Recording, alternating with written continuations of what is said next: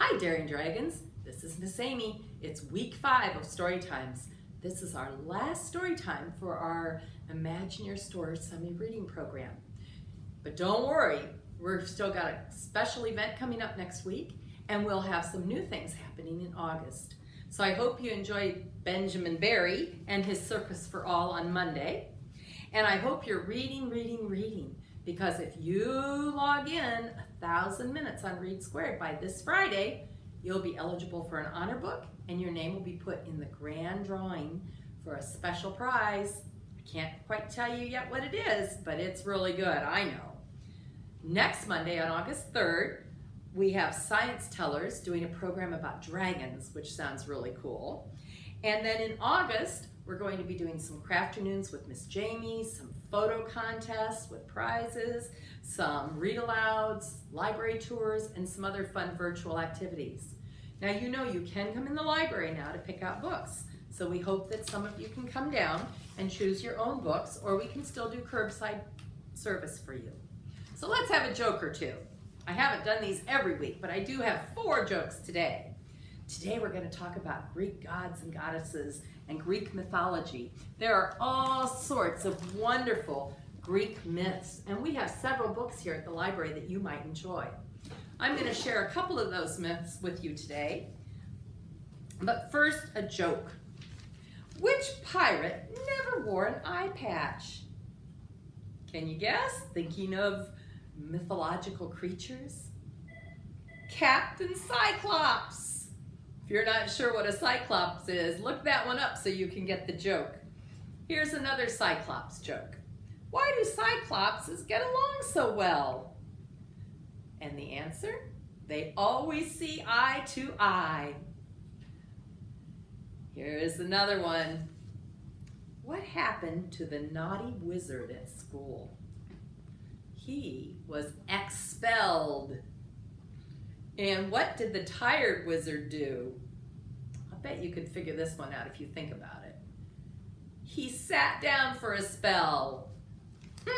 So those are my Cyclops and wizardy jokes today. Now I wanted to show you a couple of books in case you're a drawer. A lot of kids really like to draw, and I found these on our shelves and thought they'd be fun to share with you. We have this kids draw book with knights, kings, queens, and dragons. Some of them are fun, some of them are from shows you might recognize. There's all sorts of fun creatures and things that you can draw. And the books sort of lead you through how to get started and how to draw. The second one is about angels, elves, fairies, and more.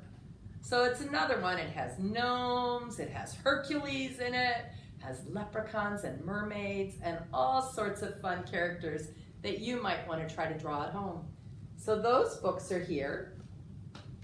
I found another book that I thought was kind of cool. We don't have a lot of superhero books at the library, but this is called Boys of Steel, the creators of Superman. So it's kind of cool because it talks about the people who actually invented the Superman comics and some of their own problems and escapades that they went through. So that's another good superhero book here at the library that you might enjoy checking out. But today I told you I'm going to share some Greek mythology with you. And the first thing I'm going to read to you is a story called Arachne. This is from a book called I Am Arachne by Elizabeth Spires. This is the only picture. So we're going to have that picture up first, and then I'm just going to read you the story. It's only a couple of pages long. There are many stories in this collection. Spinning. I can't stop spinning. So stay a minute, and I, Arachne, will spin a story for you. Long ago, I was a simple girl who lived in the country. I wasn't beautiful or rich, but I had one great talent. I could spin and weave better than anyone in the world. Soon word got out and travelers came from far and wide to watch me at my loom, marveling at my skill. I admit the attention made me a little vain. I began to boast that I was more skilled at weaving than the goddess Athena. Well, that was a mistake. Soon after that, a bent old woman showed up at my doorstep. wrapped from head to toe in a tattered gray cloak. She leaned heavily on a cane and pointed a long, bony finger at my nose. "Are you Arachne?" she asked in a raspy voice. When I said yes, she said, "I have heard that you spin better than Athena. Can this be so? Weigh your words carefully, my girl, before you answer yes or no." With a toss of my head, I made my boast that yes, I could outdo Athena in any spinning contest. Suddenly there was a terrified flash and a bang. The old woman's cloak lay in a crumpled heap on the ground, and there stood Athena, absolutely furious. I should have apologized that very second, but foolishly I didn't, so she challenged me to a contest. Athena went first. With shimmering gold and silver threads, she wove a tapestry of all the gods and goddesses on Olympus, resplendent on their thrones. They seemed to breathe. They were like real, and I wondered how on earth I could do better. Weave, weave, what could I weave? Suddenly I knew. I looked out the window and wove a tapestry of spring, red-lipped roses, tulips graceful as swans, flowering dogwoods, winding blue-green rivers, rolling meadows, and stately mountains. Why, the flowers alone looked so real that a butterfly flew in the room and tried to suck the nectar from one. Oh, I almost forgot. I put myself in the picture as a beautiful young maiden wearing a golden crown as if I were a goddess too. Yes, that's what vanity will do. I'm sure my tapestry was as good as Athena's. I wouldn't say better, but it might have been. But it didn't matter. A mortal should never challenge a god. If I've learned one thing, I've learned that.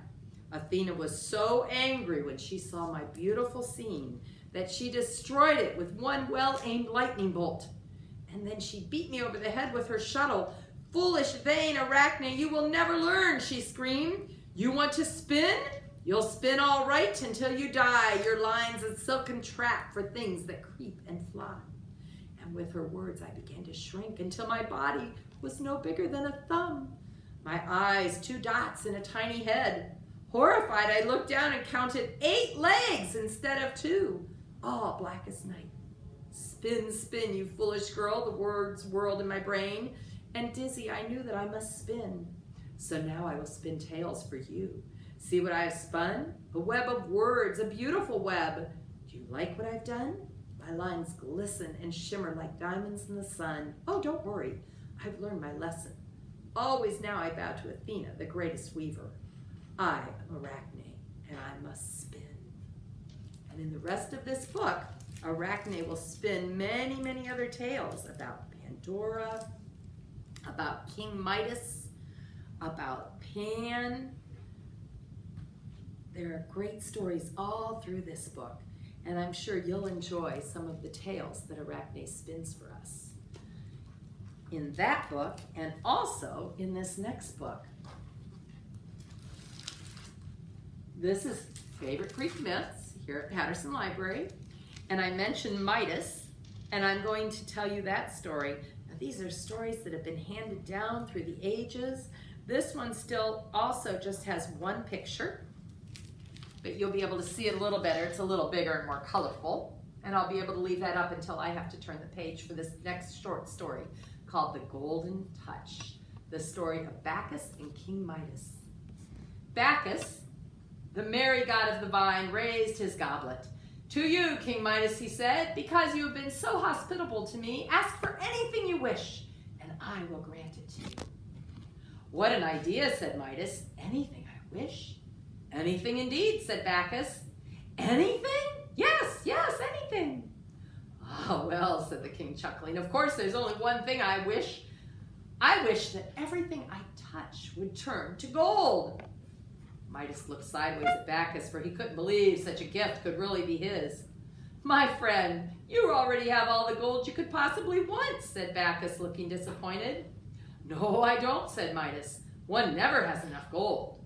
"Well, that's what you wish for. I suppose I will have to grant it," said Bacchus. Bacchus soon took his leave. As Midas waved goodbye to him, his hand brushed an oak twig hanging from a tree, and the twig turned to gold. The king screamed with joy and then shouted after Bacchus, "My wish has come true! Thank you, thank you!" The god turned and waved and then disappeared down the road. Midas looked around excitedly. He leaned over and picked a stone up from the ground, and the stone turned into a golden nugget. He kicked the sand, and the sand turned to golden grains. King Midas threw back his head and shouted, "I am the richest man in the world!" And then he rushed about his grounds, touching everything, and everything turned to gold. Ears of corn in his fields, apples plucked from trees, the pillars of his mansion. When the king's servants heard him shouting, they rushed to see what was happening. They found their king dancing wildly on his lawn, turning the grass to glittering blades of gold. Everyone laughed and clapped as Midas washed his hands in his fountain and turned the water to a gleaming spray. Finally, exhausted but overjoyed, King Midas called for his dinner. His servants placed a huge banquet meal before him on his lawn. "Oh, I am so hungry," he said as he speared a piece of meat and brought it to his mouth. I'll bet you can imagine what's going to happen. Suddenly, King Midas realized his wish may not have been as wonderful as he thought. For the moment he bit down on the meat, it too turned to gold. Midas laughed uneasily and reached for a piece of bread. But as soon as his hands touched the bread, it also became a hard gold nugget. Weak with dread, Midas reached for his goblet of water. But alas, his lips touched only cold, hard metal. The water had also turned to gold. Covering his head and moaning, King Midas realized his great wish was going to kill him. He would starve to death or die of thirst. Excuse me. "Bacchus," he cried, throwing his hands toward heaven. "I've been a greedy fool. Take away your gift. Free me from my golden touch. Help me, Bacchus." The sobbing king fell off his chair to his knees. He beat his fist against the ground, turning even the little anthills to gold. His servants grieved for him, but none dared to go near him, for they feared he might turn them to gold too. As everyone wailed with sorrow, Bacchus suddenly appeared on the palace lawn. The merry god stood before the sobbing king for a moment and then said, "Rise, Midas." Stumbling to his feet, King Midas begged Bacchus to forgive him and to take away the curse of the golden touch. "You were greedy and foolish, my friend," said Bacchus, "but I will forgive you. Now go and wash yourself in the Pactolus River that runs by Sardis, and you will be cleaned of this desire to have more gold than anyone else." King Midas did as Bacchus said. He washed in the Pactolus, leaving behind streams of gold in the river sands. Then he returned home and happily ate his dinner. Sometimes we need to be careful what we wish for, and King Midas learned that lesson. So we have all these great books. It has a little bit more pictures in it and some great stories. This one's about Icarus. He learned a lesson when he flew too close to the sun after his father had made some wings. And then there's lots of other stories. Here's the King Midas story in a slightly different form.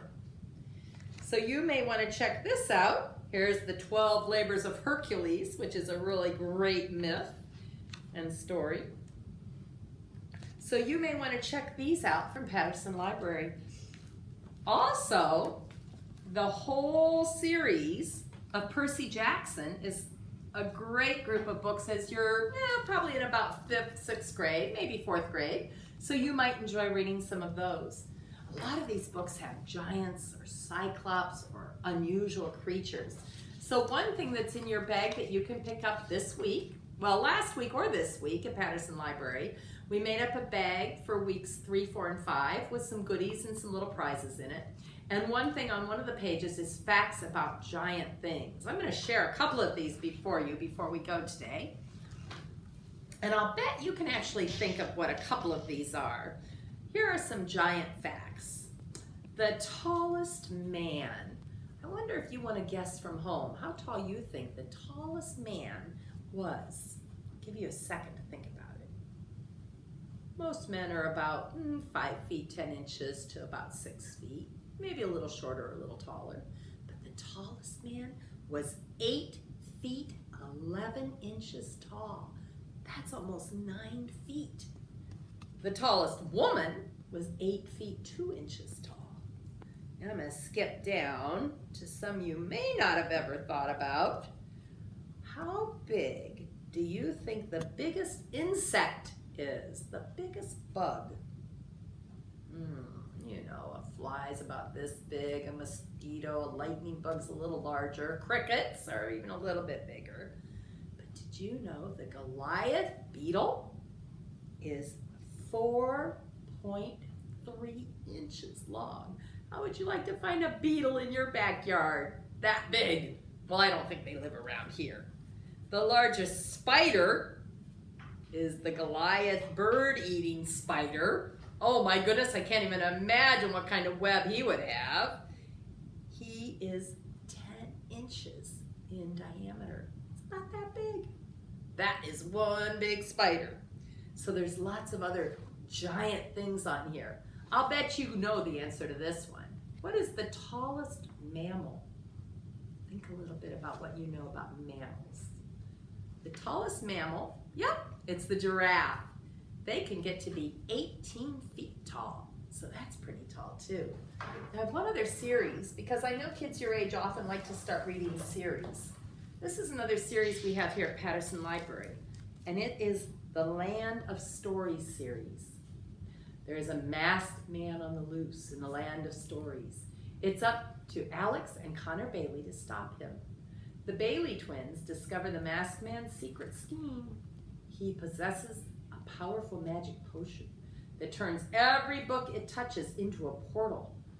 And he is recruiting an army of literature's greatest villains. Now, Chris Colfer the author has won some good awards for his books. And I think you might really like this series. So this is the first one. And then there are some others. I don't know if I have these in exact order. An Author's Odyssey, a Grimm Warning. Grimm is spelled like the Brothers Grimm. And The Enchantress Returns. There are a couple more in the series, and I think I've ordered them, and we'll try to make sure we have them all. This one's about Sleeping Beauty. Sleeping Beauty was just about to call for help when a blinding flash of violet light filled the forest. The queen screamed and fell to the ground, covering her face, but the flash lasted only a second. She smelled smoke and got to her feet and looked around. The entire forest was ablaze, and every tree had been turned into a spinning wheel. The Enchantress Returns. So if that's a series that you think might be fun to read, come on down to Patterson Library and you can start checking those out. So that's the end of our last story time for this summer program for the Imagine Your Stories. Keep with us for next Monday for our last special event, and we'll have some special drawings, and I'll let you know who gets on our books. It's been great being with you. We'll see you soon. Bye-bye.